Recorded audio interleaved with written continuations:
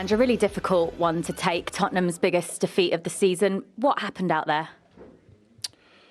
Yeah, look, fair to say, credit to Newcastle first. I thought they were really good today, and yeah, we just didn't really get to any levels that would allow us to sort of get a grip on the game, and yeah, they were just too good for us.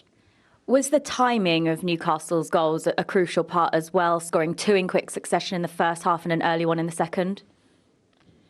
No, not really. I thought even before the goals, we weren't really, like I said, we didn't really have a real grip on the game like we usually do, and I think it became a little bit of a game of transition, which kind of suited them more. Obviously, you know, we paid the price for that, but yeah, even outside the goals, I don't think yeah, our football was anywhere near the level it should be. Why do you think that was today? Why do you think you couldn't get a grip of the game? I'm sure we'll have time to analyse that right now. Not really sure. There was a fair few people discussing Mickey van der Ven's unusual mistakes. It's rare that we see him make mistakes like that in a game. Was the more important thing for you as his manager the way you saw him recover in the game? No, look, I think for all of them, that's the life of elite sportsmen, elite footballers. You're going to make mistakes. I'm sure he's going to make many more mistakes in his career. Like I said, it's about how you react to them, why you're making those mistakes. But, you know, I think there's... I think all of us as a group, there's a fair bit to learn from today. When you made the triple substitution in the second half, again, another rarity, we don't usually see Son come off in a match. What did you want to see differently at that point? Pretty much everything. You know, it wasn't about the people coming off. It's just, like I said, we weren't really... we weren't taking control of the game. We were allowing Newcastle to kind of dictate terms and, you know, made the changes. Hoping we could sort of stem the tide and get a grip of it, which we did for a little bit. But, yeah, they're still nowhere near good enough. No game now for 2 weeks, and then it's the North London derby. How do you plan to use that time in between? Nothing really changes, you know, whatever you do. We've still got, like I said, we don't have a game next weekend, so that's been in the works for a while, so we'll just train and get ready for the next game. Appreciate your time. Thank you. Obviously a very disappointed Ange Postecoglou. He gave credit to Newcastle, but Rio, what could they have done differently?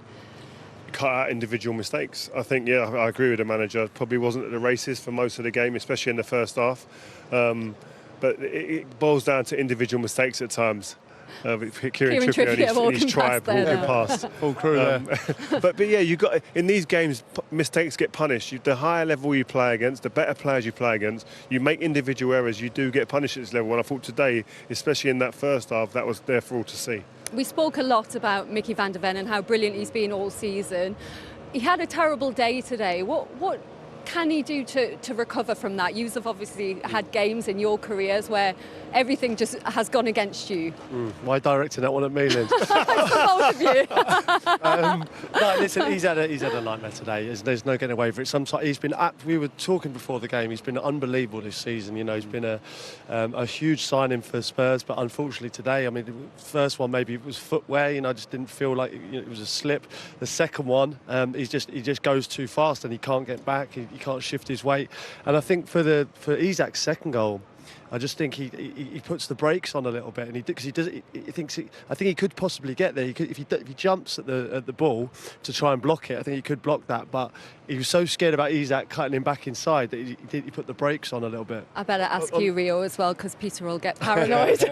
No, I think on form, I think if you're talking about the top 5 centre-backs this season in the Premier League, he'd be in the conversation, based on form, and rightly so.